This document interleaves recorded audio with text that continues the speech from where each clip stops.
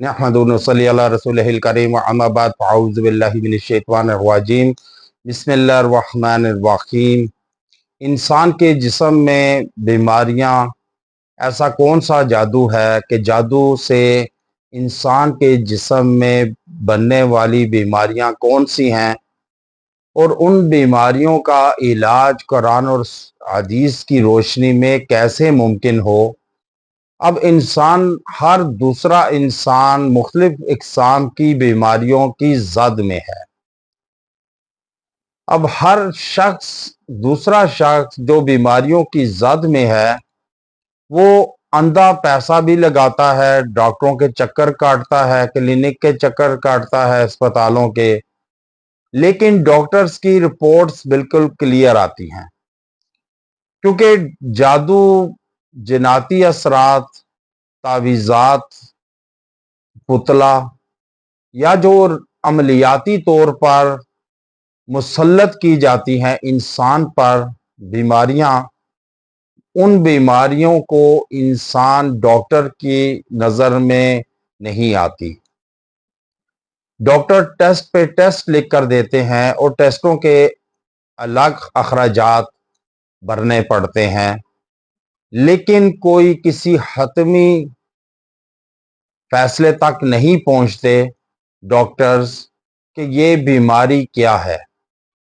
Test بھی clear آتے ہیں، لیکن انسان سے بیماری جانے کا نام نہیں لیتی۔ اب یاد رکھیں، سب سے پہلے آپ کو اس بات کو اجاگر کیا جائے آپ کی نظر میں کہ آپ جو بیماریاں جادوئی طور پر، عملیاتی طور پر، کالے علم کی وجہ سے، کالے عمل کی وجہ سے، کالے عاملوں کی وجہ سے یا حاسدین کی وجہ سے لگائی جاتی ہیں، اگر صحیح طور پر ان کا علاج، تشخیص نہیں کی جائے تو یہ بیماریاں ناسور بن جاتی ہیں، جو جسم میں ایسے اپنی جڑیں پھیلاتی ہیں، اپنی بنیاد، فاؤنڈیشن کو اتنا مضبوط کر لیتی ہیں کہ یہ چھوٹی چھوٹی بیماریاں آہستہ آہستہ بڑی ہوتی جاتی ہیں اور پھر موذی بیماریوں میں کنورٹ ہو جاتی ہیں۔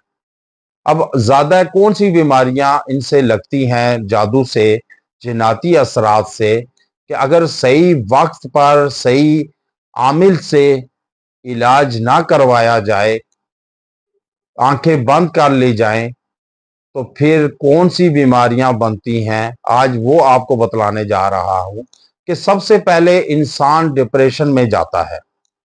انزائٹی کا شکار ہوتا ہے، انسان کا دماغ سب سے پہلے معوف ہو جاتا ہے۔ اب جب انسان کا دماغ معوف ہوتا ہے تو انسان سوچنے سمجھنے کی صلاحیت کھو بیٹھتا ہے، پھر صحیح اور غلط کی تمیز کھو بیٹھتا ہے، پھر کیا بہتر ہے کیا نہیں بہتر اس کے لیے وہ نہیں کر پاتا۔ دوسرے نمبر پہ انسان کا معدہ جکڑا جاتا ہے، معدے کے امراض جنم لیتے ہیں، اور یہ معدے کے امراض ایسے جنم لیتے ہیں کہ معدہ، پیٹ پھولنا شروع ہو جاتا ہے، سخت ہو جاتا ہے، تیزابیت ہو جاتی ہے، اور یہی تیزابیت انسان کے خوراک کی نالی میں تیزابیت بنتے بنتے انسان کے جسم میں کینسر بن جاتا ہے، اور پھر یہ کینسر انسان کو ڈاکٹر لا علاج کر کے موت کی آغوش میں دھکیل دیتے ہیں۔ لیکن بر وقت علاج نہ کرنے کی صورت میں کینسر، ہیپاٹائٹس اور یہ شوگر والی بیماریاں بنتی ہیں، بلڈ پریشر کی بیماریاں بنتی ہیں کہ بلڈ پریشر ہائی رہتا ہے، انسان چڑچڑا پن ہوتا ہے، بات بات پہ لڑائی جھگڑے کرنے آتا ہے۔ اگر یہ چیزیں ایسی موذی بیماری میں کنورٹ ہو جاتی ہیں جو انسان کو موت کی آغوش میں لے جاتی ہیں۔ اب کئی لوگ ایسے ہیں کہ جنہوں نے مجھ سے رابطہ کیا، اب ان کو کینسر ہے۔ اب ایک فیملی، افغانستان کی فیملی ہے، اس نے جب مجھ سے رابطہ کیا تو میں نے چیک کیا تو میں نے ان کو بتلایا کہ آپ پہ جناتی اثرات ہیں اور یہ جناتی اثرات نئے نہیں ہیں، یہ پرانے ہیں، ان کو کافی عرصہ گزر چکا ہے۔ آپ کو صحیح علاج نہ کرنے کی وجہ سے ڈاکٹروں کے لیے پھرتے رہے بیچارے، اتنے اخراجات کیے، اور پھر ادھر پشاور میں بھی آئے شوکت خانم کینسر ہاسپٹل میں، یہاں سے بھی ان کو علاج کر دیا گیا، لیکن الحمدللہ جناتی اثرات جب ختم کیے تو وہ کھانا پینا شروع کر دیا، انہیں ٹھیک ہو جاتے ہیں۔ اب پھر دوبارہ حاسدین کی طرف سے اثرات چھوڑے جاتے ہیں تو پھر وہ کومے میں چلے جاتے ہیں، تو یہ پھر اثرات ختم کیے صحیح ہو جاتے ہیں، الحمدللہ ابھی ٹھیک ہیں۔ یہ ساری بیماریاں کینسر، انسان ابھی تک کینسر کا سائنس اتنی ترقی کر گئی، ممالک کہتے ہیں سپر پاور ہے، ہر چیز کی بیماری کا علاج ممکن ہے، لیکن آپ خود بتلائیں کہ اس کینسر کا ابھی تک علاج ممکن کیوں نہیں ہوا؟ وہ اس لیے کہ یہ جناتی ہے، یہ کوئی ڈاکٹری ایشو نہیں ہے، یہ جنات کے جسم میں مسلسل زیادہ عرصہ رہنے اور خون میں گردش کرنے سے ایسی بیماریاں جنم لیتی ہیں کہ جو موذی بیماریوں میں کنورٹ ہو کے انسان کو موت کی آغوش میں لے جاتی ہیں۔ اب اس کے لیے کیا ایسا عمل کیا جائے کہ ان موذی بیماریوں سے محفوظ رہا جائے، کوئی انسان پر ایسا جادو جناتی اثرات وار نہ ہو کہ جس کی وجہ سے وہ زیادہ نقصان نہ ہو، کیونکہ بالکل نقصان تو ختم نہیں ہو سکتا کہ جب تک آپ کسی عامل سے رجوع نہ کریں، علاج نہ کروائیں۔ بعض لوگ ذرا اس پر دھیان نہیں دیتے، اس روحانی عملیات کو یقین نہیں کرتے اس پر، اور وہ بیمار بیچارے بیماری کی وجہ سے آہستہ کرتے کرتے اثرات پھر موذی بیماری کی طرف لے جاتے ہیں۔ اب کون سا عمل کیا جائے کہ زیادہ نقصان نہ ہو؟ اگر آپ کسی عامل کے پاس نہیں جاتے یا علاج نہیں کروانا چاہتے یا ملتا نہیں ہے، تو آپ گھر میں بیٹھے ہوئے ایسا کیا عمل کریں کہ جس کی وجہ سے